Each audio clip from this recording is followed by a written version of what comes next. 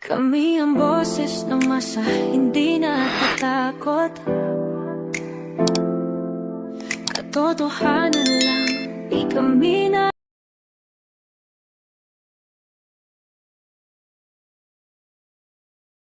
Hello mga kababayan, magandang umaga, magandang tanghali, magandang gabi po sa inyo lahat. Nagbabalik po ang inyong lingkod, Deo Durano TV 2.0. Komentaryo lang po natin, reaksyonan lang natin itong press briefing ni Jaime Marcos mga kababayan regarding doon sa ni Ramil Madriaga doon sa Kongreso. Pakinggan lang po natin siya. Madriaga, sinungaling ka, Madriaga. Naku, hindi ko mabuo yung pangalan nito. At ang lahat ng gustong marinig at pakinabangan ng mga kasinungalingan mo ay may naghihintay na kwarto sa impyerno.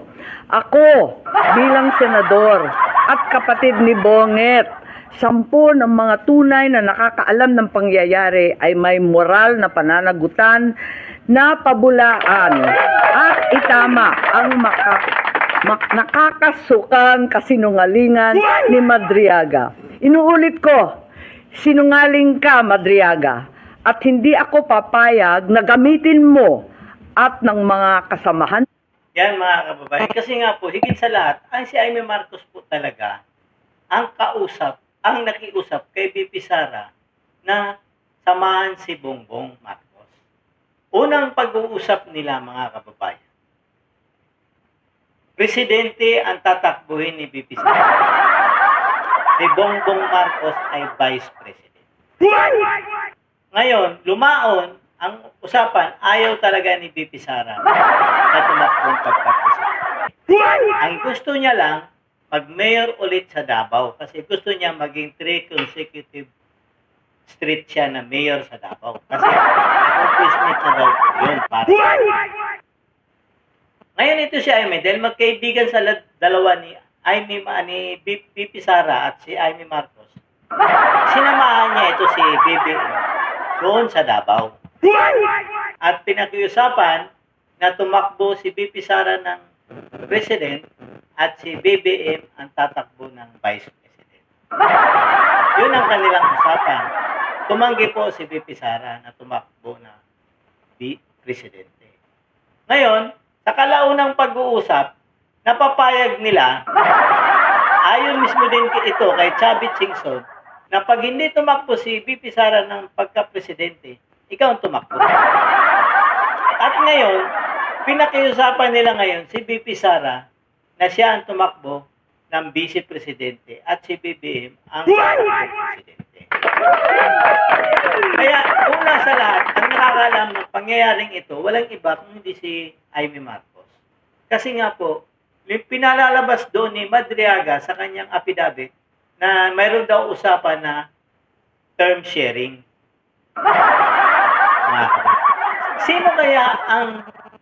Kanino kayang handler galing yun ni Madriaga?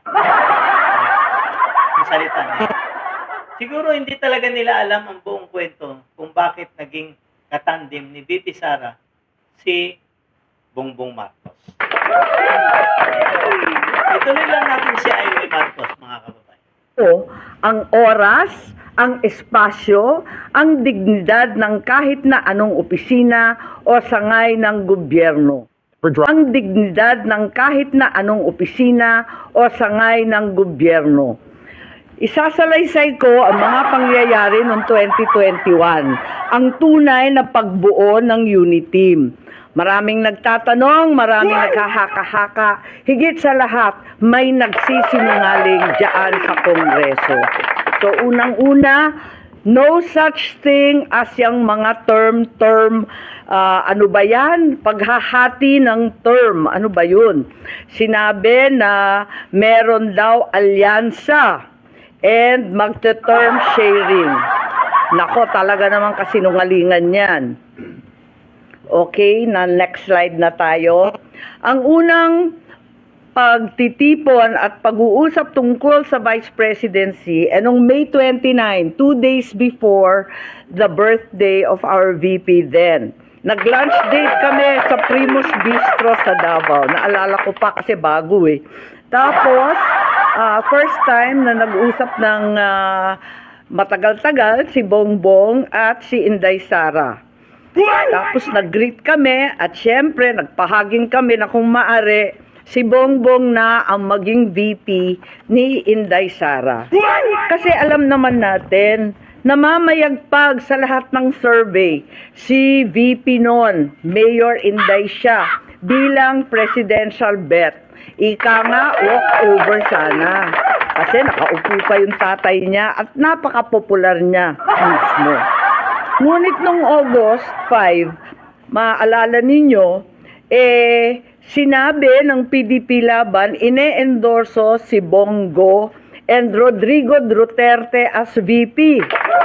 Yun ang official statement. Pero ang walang hiyang Madriaga na yan, ang sabi a few months before November 21, nakumbinsi ni Bongbong si PRRD na si Inday ang maging VP sa kanya. Hindi ko talaga maintindihan ang pinagsasabi niyan. Maliwanag na ang PDP may sariling lakad, may sariling mga kandidato, hinding-hindi si Bongbong. Nag-umpisa kami mag-usap-usap sa isang GC nung September 7. Nag-uusap na kami, pero nag-decide ako, mag-GC na tayo. At sa awa ng Diyos, kahapon, sa yamot ko, sa inis ko, dyan, sa sinungaling na yan, na hanap ko ang aking lumang cellphone, andito. At as usual, Samsung na may note. At nakita ko yung aming pagte-text. Yan, nabuo ang isang grupo kasama ng ilang kamag-anak, na kamag-anak rin ni Inday, kamag-anak rin namin. Makikita nyo, September 8, dineklara na God Duterte na ang standard bearer. Walang Bongbong, walang Sara. Ang sinungaling talaga. Pagkatapos, September 10, sabi na, duda na si Presidente o si Sara ay tatakbo. Sinabi ni Mayora noon na silang mag-ama may deal. Isa lang ang tatakbo sa kanila sa national. Hindi ko maintindihan ang mga claim nitong taong ito. Tapos, in-endorse, September 19, magulo. Magulo talagang panahon na yun eh. Si Pacquiao naman ang in-endorso. Yan mga kababayan, dito po talaga, malalaman nyo talaga dito na nagsisinungaling talaga itong si Madriaga. Ito, maintindihan ko naman si Madriaga mga kababayan. Kasi, noong panahon na yun, nagbubuo pa lang ng tandem. Kung sino katandem, kung sino ano. Bakit alam ni Madriaga nagkaroon ng term sharing? At bakit alam ni Madriaga ay samantala, wala pang eleksyon noon, mga kababayan? Sino kaya ang nagsasabi kay Madriaga na ito sabihin mo? At duda po ako sa affidavit ni Madriaga, kaya siguro nag-iiyak ito. Nagtataka naman po ako, lahat ng witness na laban kay PRRD, nag-iiyakan sila. Bakit kaya sila nag-iiyakan? Natatakot ba dahil pawang kasinungalingan yung sinasabi nila at malalong madadagdagan ang kaso nila? O dahil utos sa kanila na yan ang sabihin mo? Diba po? Kasi alam naman po natin na may handler po yan. At alam natin kung sino yung handler na napakasinungaling na kahit isang Pilipino, wala nang naniniwala dito. Kahit nga siguro sa lugar niya, hindi na pinaniniwalaan ito. Di ba po, mga kababayan? Halatang-halata po kasi na para bang may script na sinusunod ang Kongreso. Sino kaya ang scriptwriter nila, mga kababayan? Isipin mo, bago marap si Madriaga, nagkaroon pa ng supplemental affidavit. At nagkwento pa. Sino kaya ang nagkwento na yan ang isulat mo, permahan mo? Samantala, ang sinupina lang nila yung tinawag si Madriaga at saka yung affidavit niya para, ngayon nagkaroon pa ng supplemental affidavit para idadagdag yung mga kwento na yun. Diba? Pawang napakahirap po maniwala sa tao sa una pa lang nagsisinungaling na. Kasi yung sinasabi nila na dahil daw dinideny ni BP Sara na walang personal at walang social na pagkakaibigan at hindi niya kilala, doon daw swak na nagsisinungaling din daw si BP Sara. Parang ganito lang po yan mga kababayan. Simplihan natin ang logic. Hindi lang natin ito si Madriaga is sumusuporta kay BP Sara. Dahil hindi naman sila magkakilala ni BP Sara at si Madriaga, siguro may taong nagpakilala kay BP Sara kay Madriaga. At walang iba ang tinuturo nila ay itong si kakilala. Ibig sabihin, pinakilala si Madriaga kay BP Sara. Hindi siya personal na kilala. Diba po? Kasi may tao may in-between Kaya siya nakilala dahil sa taong ito. Kung hindi sa taong ito, hindi kilala. Tama po ba? Mga babae, akin. Logic lang naman ito.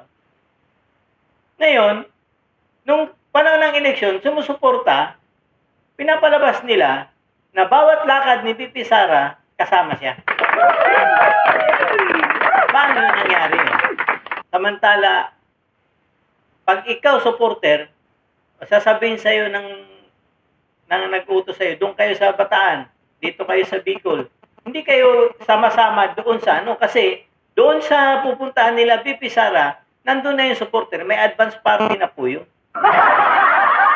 Bago pa dumating mismo yung kandidato, may umiikot na doon na caravan para sa suporta ni BP Sara. Ibig sabihin, yung sinasabi ni Madriaga na lahat ng oras kasama siya ni BP Sara, ibig sabihin, lahat ng napuntahan ni BP Sara, kasama siya. Di ba po? Yun na po nakakalangkot, na maliwanag po na nagsisinungaling po talaga ito si Madriaga. Kaya wala akong patutungan ito, mga kababayan. Kasi nga po, ang nagsasalita lang, siya lang mismo. Mayroon bang makikipag-collaborate doon sa sinasabi niya? Pawang siya lang nagsasalita. Paano natin sa korte, hindi tatayo husgado ito. At yung sinasabi niya kay PRRD, hindi po kasama sa impeachment yun. Mga kababayan. Itong mga congressman natin, paulit-ulit, alam naman po natin, pag pinaulit-ulit mo yung salitang sinungaling, nagmumukhang katotohanan. Ulit-ulit mong sinasabi, ulit-ulit mo, media, bukas ulit, mamaya, hapon ulit, umaga, tanghali, hapon, gabi, hanggang kinabukasan, nagmumukha ng totoo. Yun po ang nangyayari ngayon sa atin. Pinagloloko tayo ng isang napakasinungaling na tao sa mundong ito na hindi natin alam kung sino pa talagang handa.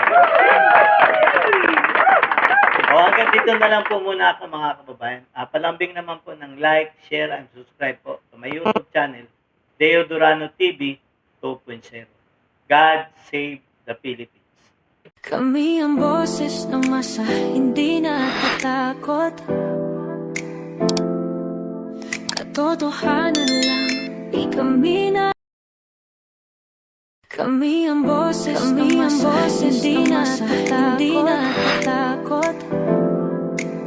Katotohanan lang, di kami na.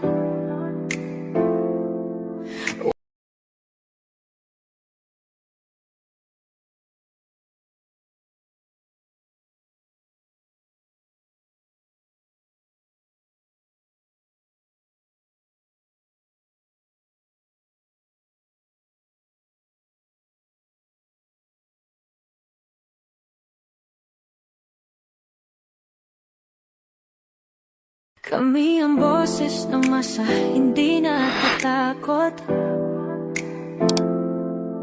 Katotohanan lang, di kami na. Kami ang boses ng masa, hindi natatakot. Katotohanan lang, di kami na. Kami ang boses ng masa, hindi natatakot. Katotohanan lang, di kami na. Kami ang boses ng masa, hindi natatakot. Katotohanan lang, di kami na.